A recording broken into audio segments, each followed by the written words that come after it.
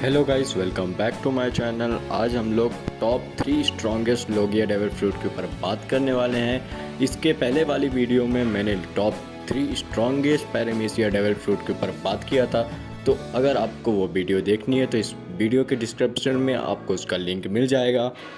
तो बिना time waste किए हम वीडियो स्टार्ट करते हैं।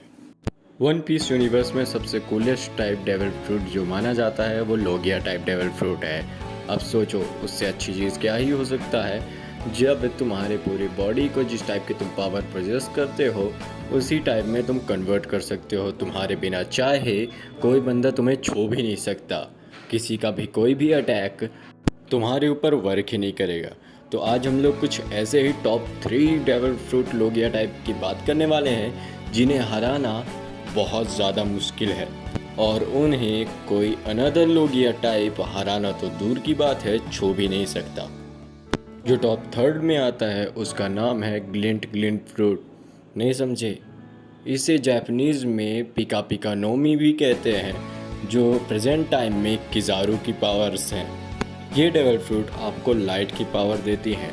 आप लेज़र बीम्स मार सकते हैं, आप अपने बॉडी को लाइट में कन्वर्ट कर सकते हैं, आप लाइट की स्पीड में ट्रैवल कर सकते हैं, और ऐसी बहुत सी पावर्स हैं। प्रेजेंट टाइम में किजारू एक एडमिरल की पोस्ट होल्ड करता है, और वो प्रेजेंट टाइम के मांगा चैप्टर्स में वो एक योंकू से 1v1 कर रहा है। योंकू का नाम है मंकी डी लूफी। ना सिर्फ किजारू 1v1 कर रहा है बल्कि उसे एक बार मौत के करीब भी पहुंचा चुका है। अब बहुत से लोग पूछेंगे कि ये कब हुआ, तो जब किजारू ने अपना फाइनल किक, सबसे स्ट्रॉन्ग लाइटिंग किक मारा था, तब लूफी उड़ते हुए लेज़र बैरियर में जाके गिरा था एंड उसका ड्रम्स ऑफ लिबरेशन एक्टिव हो गया था। लेकिन इस बार का ड्रम्स ऑफ लिबरेशन डिफरेंट था, क्योंकि इस बार वो एंशिएंट जायंट रोबोट एक्टिव हो गया था।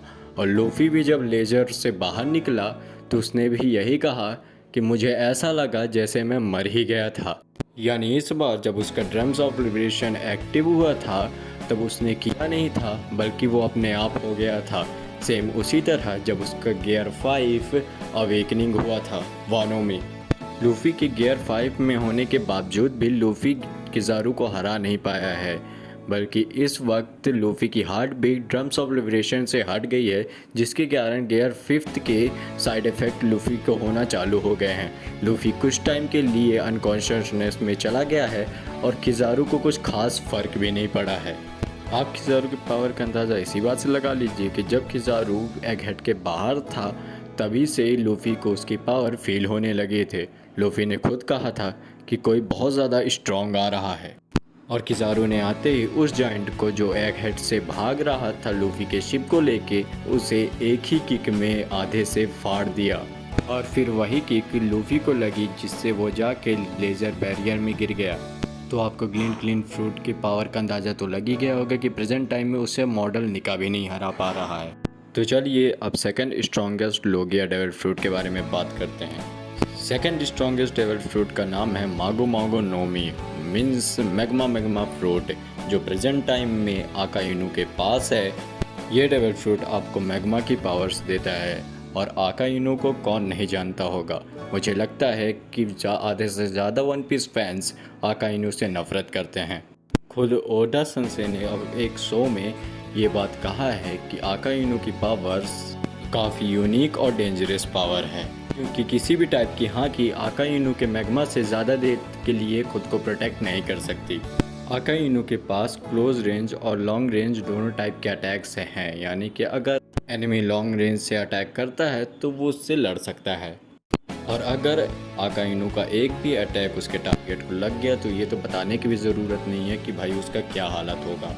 Magma magma fruit most dangerous fruit में से एक है। डेविल फ्रूट अवेकनिंग के बाद आका इनू की कोई भी पावर्स नहीं दिखाई गई हैं, लेकिन आकेजी की पावर लेवल देखने के बाद हम ये बात का अंदाज़ा लगा सकते हैं कि आका इनू इस प्रेजेंट टाइम में कितना स्ट्रॉन्ग हो गया होगा। अभी तक आका इनू का कोई भी पावर साइड इफेक्ट नहीं पता चला है, तो कह सकते हैं कि इस वक्त आका इनू अनब्रेकेबल बन चुका है। तो चलिए most powerful Logia devil fruit के बारे में बात करते हैं। तो टॉप 1 में जो लोगिया डेविल फ्रूट है उसका नाम है Yami Yami Nomi, means dark dark fruit, जो प्रेजेंट टाइम में black beard means Marshall D Teach के पास है। डार्क फ्रूट अपने यूज़र्स को बहुत सी पावर्स देता है। उनमें से एक है चीज़ें सोख लेने की पावर। ओपोनेंट कितना भी बड़ा अटैक किया हो, डार्क फ्रूट उसे सोख सकता है, यानी कि उससे ब्लैक बियर्ड को कोई भी दिक्कत नहीं होगी। डार्क फ्रूट की सेकंड डेंजरस पावर यह है कि कोई भी डेविल फ्रूट यूज़र को ब्लैक बियर्ड अपनी तरफ खींच सकता है, यानी कि अपोनेंट कितना भी डिस्टेंस में हो कोई फ़र्क नहीं पड़ता। ब्लैक बियर्ड जब चाहे वो अपनी तरफ खींच सकता है और उस पर अटैक कर सकता है। उसकी थर्ड सबसे डेंजरस पावर है कि अगर वो किसी अपोनेंट को टच कर लेगा डेविल फ्रूट यूज़र को, तो उसकी पावर्स पूरी तरीके से नलीफाई हो जाएंगी, जैसे उसके बॉडी में कभी वो डेविल फ्रूट था ही नहीं। और फोर्थ नंबर डेंजरस पावर उसकी है कि अपने आसपास की चीज़ों को वो ऑब्जॉर्ब करके दुश्मन के ऊपर फेंक सकता है। और अभी डार्क फ्रूट की बहुत सी पावर ऐसे भी हैं जिन्हें अभी दिखाया नहीं गया है। ब्लैक बियर्ड से पहले ये डेविल फ्रूट रॉक डिज़ाबैग के पास था, जिसे हराने के लिए Gol D Roger the king of the pirate और मरीन हीरो गार्प को खुद आना पड़ा था, और दोनों मिलके रॉक डिज़ाबैग को हराया था। डार्क डेविल फ्रूट इतना डेंजरस डेविल फ्रूट है कि उससे खुद वाइट बियर्ड भी डरते थे, और उन्होंने उसे छुपा के रखना ही सही समझा। तो ये थे मेरे top 3 strongest logia devil fruit users. अगर आपके पास कोई ऐसा लोगिया यूज़र है जो कि इनमें से किसी एक को भी हरा सकता है, तो प्लीज़ नीचे कमेंट कीजिएगा।